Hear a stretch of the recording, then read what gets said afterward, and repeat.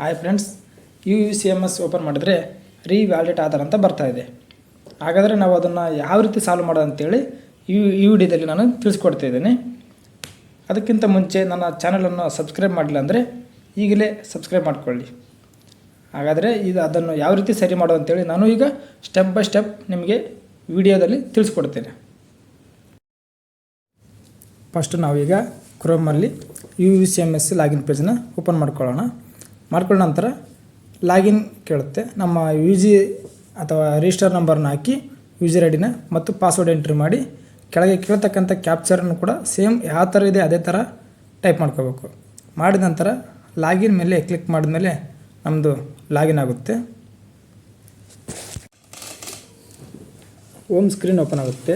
ಇಲ್ಲಿ ಮೇನಾಗಿ ರೀವ್ಯಾಲಿಡೇಟ್ ಆಧಾರ್ ಅಂತ ಕೇಳ್ತಾ ಇದೆ. ಇಲ್ಲಿ ನಾವು ಆಧಾರ್ ಕಾರ್ಡ್ನಲ್ಲಿ ಇರ್ತಕ್ಕಂಥ ನೇಮು ಯಾವ ಥರ ಇದೆ ಎಕ್ಸಾಕ್ಟ್ಲಿ ಅದೇ ಥರ ಕ್ಯಾಪಿಟಲ್ ಲೆಟರ್ಸಲ್ಲೇ ಟೈಪ್ ಮಾಡ್ಕೊಳ್ಬೇಕು.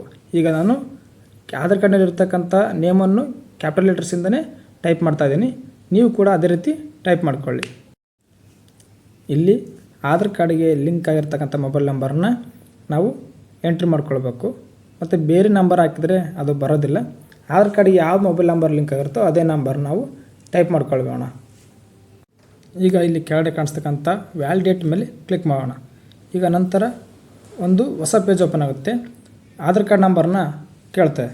ಇಲ್ಲಿ ನಿಮ್ಮ ಆಧಾರ್ ಕಾರ್ಡನ್ನು ನಂಬರನ್ನು ಸರಿಯಾಗಿ ಎಂಟ್ರಿ ಮಾಡ್ಕೊಳ್ಳೋಣ.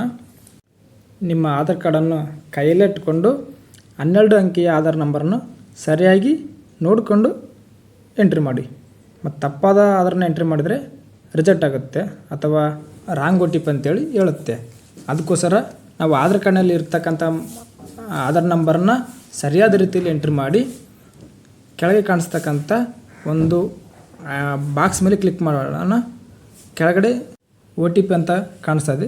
ಅಲ್ಲಿ ಕ್ಲಿಕ್ ಮಾಡಿದ್ರೆ OTP ಪಡೆಯಿರಿ ಅಥವಾ ಗೆಟ್ OTP ಅಂತೇಳಿ ಒಂದು ಸಿಂಬಲ್ ತೋರಿಸುತ್ತೆ. ಅದ್ರ ಮೇಲೆ ಕ್ಲಿಕ್ ಮಾಡಿದ್ರೆ ನಮಗೆ ಆಧಾರ್ ಕಾರ್ಡಿಗೆ ಯಾವ ಮೊಬೈಲ್ ನಂಬರ್ ಲಿಂಕ್ ಆಗಿರುತ್ತೋ ಆ ಮೊಬೈಲ್ ನಂಬರಿಗೆ ಒಂದು OTP ಬರುತ್ತೆ. ಆ ಬಂದಂಥ OTP ನಾವು ಈ ಕೆಳಗಡೆ ಕಾಣಿಸ್ತಕ್ಕಂಥ ಬಾಕ್ಸ್ ಮೇಲೆ ಅಲ್ಲಿ ಟೈಪ್ ಮಾಡೋಣ. OTPನ ಸರಿಯಾಗಿ ಟೈಪ್ ಮಾಡಿದ ನಂತರ ಅಲ್ಲಿ ಸಬ್ಮಿಟ್ ಅಂತ ಕಾಣುತ್ತದೆ. ಆ ಬ್ಲೂ ಕಲರ್ ಸಬ್ಮಿಟ್ ಮೇಲೆ ಕ್ಲಿಕ್ ಮಾಡಿದರೆ ನಮ್ಮ ರೀವ್ಯಾಲಿಡೇಟ್ ಆಧಾರು ಸಕ್ಸಸ್ಫುಲ್ಲಾಗಿ ಕಂಪ್ಲೀಟ್ ಆಗುತ್ತೆ. ಅದಾದ ನಂತರ ನಮಗೆ ಇನ್ನೂ ಒಂದು ಆಪ್ಷನ್ ಬರುತ್ತೆ.